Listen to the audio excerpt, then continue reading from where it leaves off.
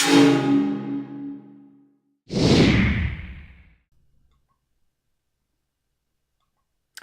what makes atoms different from one another? We know that atoms are composed of identical protons, neutrons, and electrons. Like the electrons of one element aren't any different from the electrons of any other element. So if all these things are identical, how are atoms of one element different from another element? Well, the answer is that elements are different because they contain different numbers of protons. So this specific number is also what we call the atomic number. The atomic number of an element is the number of protons that are in its nucleus. So carbon, for example, has 6 protons in its nucleus, so it has an atomic number of 6.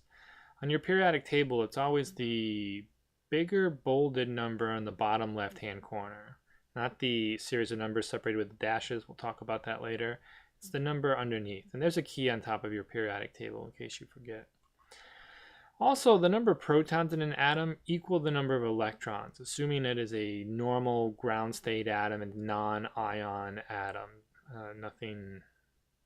No electrons have been gained or lost. We'll talk about that in later videos as well. But number of protons in a normal atom always equals the number of electrons. So the mass number, this is the number you see on top above the C here. The mass number is the number of protons and neutrons in the nucleus of an atom or an isotope. So remember, protons and neutrons were the only things that had a relative mass. They both had a relative mass of 1. Electrons were so light, we say they weigh 0. So if you add up the protons and neutrons, that gives you the mass number. Now you might notice that the number is not an even number. You see a bunch of decimals there. In later videos in this chapter, we'll talk about why that is. But remember this formula: mass number equals protons plus plus neutrons. Now you could rearrange this formula to solve for the numbers of neutrons if you were only given the mass number and the protons. This is going to be very important in this chapter. Unfortunately, you're going to have to memorize this formula. It's not on your reference table. So let's do a little practice here. This is something that you'd be expected to do at the end of this chapter. So if I gave you a chart with a bunch of known values, you should be able to find the unknowns.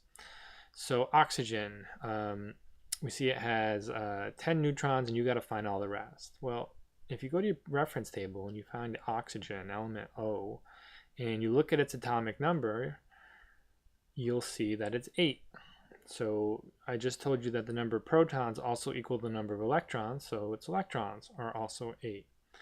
Mass number, of course, is protons plus neutrons. So if you take the number of protons, 8, and add it to the number of neutrons, 10, you'll get 18. And this is an isotope of oxygen called oxygen 18, a little 18 after the dash. That is in every isotope's name, and that number just represents its mass. Okay, next. I don't know what element it is, but I know it has 33 protons. So you go to your reference table and you find the atomic number 33. And that, of course, is arsenic. If it has 33 protons, it also has 33 electrons.